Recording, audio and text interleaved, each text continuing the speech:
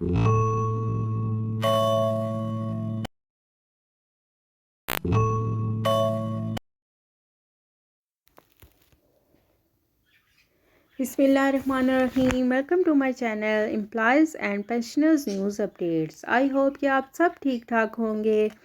आज का हमारा टॉपिक है ईओबीआई ने एक और नोटिफिकेशन जो है वो जारी कर दिया है।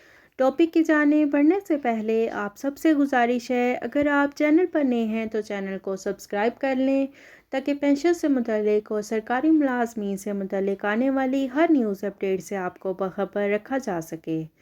तो बढ़ते हैं आज के टॉपिक की जानिब। ईओबीआई ने कौन सा नोटिफिकेशन जारी किया है और ये नोटिफिकेशन किसके बारे में है, तमाम तर तफसीलात आज की इस वीडियो में आपके साथ शेयर करेंगे।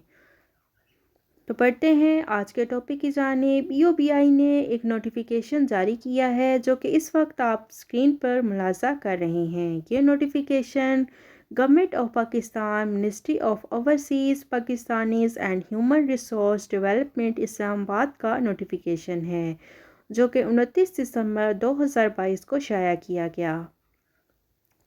और इस नोटिफिकेशन जो है, इसका अनवान जो सब्जेक्ट है वो आपके साथ शेयर करते हैं। Recommendation directions of the special committee on affected employees under the chairmanship of mister Qadir Khan Mandokhel MNA। उन्होंने इसको एक लेटर लिखा है और उसको मुखातिब किया है, my dear chairman sahib, you kind intention to invited to recommendation directions of the special committee on affected employees of National Assembly, paragraph number 1, circulated by National Assembly Secretariat, letter number dated 27th December 2022 on the above mentioned subject and to state employee को दोबारा बहाल करने का इसका जवाब EOBI ने दिया है। उन्होंने कहा है कि not for admitted never department employ of termination for procedure proper adopted consequent 17/2014 vide reported. उन्होंने कहा है कि हमारे डिपार्टमेंट ने ये कभी एडमिट नहीं किया कि जो एम्प्लॉयज़ को निकाला गया था प्रॉपर प्रोसीजर अडॉप्ट नहीं किया गया। ये गलत इल्ज़ाम है। और साथ ही ये भी कहा गया है कि 2014 में सुप्रीम कोर्ट मंथली रिव्यू 949 की स्पिरिट के मुताबिक मुलाजमीन को टर्मिनेट किया था। और वो कहते हैं कि इट इज़ आल्सो इन मुलाजमीन को सुप्रीम कोर्ट ऑफ पाकिस्तान के हुक्म पर ही निकाला गया था।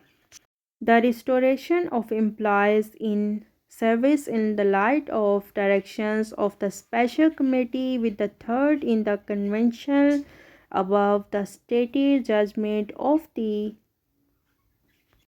court and will leave to contend। उन्होंने कहा है कि अगर अब हम इन तमाम एम्प्लॉयज़ को सर्विस में दोबारा लेंगे तो ये जो एपेक्स कोर्ट है, सुप्रीम कोर्ट ऑफ पाकिस्तान, उसकी जजमेंट के ख़िलाफ़ होगा और ये कंटेंट है कि ज़ुमरे में आएगा। और above information is submitted for your kind information with the request to review the recommendation directions to make necessary action।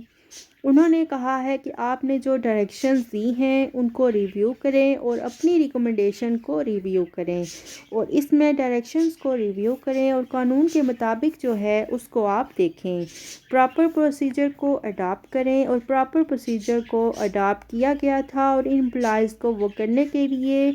और ये जो इल्ज़ाम लगाया गया है कि ईओबीआई पर कि कितने 358 एम्प्लॉयज़ को प्रॉपर प्रोसीजर के बगैर टर्मिनेट किया गया था, तो साजिद हुसैन तूरी साहब की जानिब से कादर मंदुखेल साहब को ये ख़त लिखा गया है।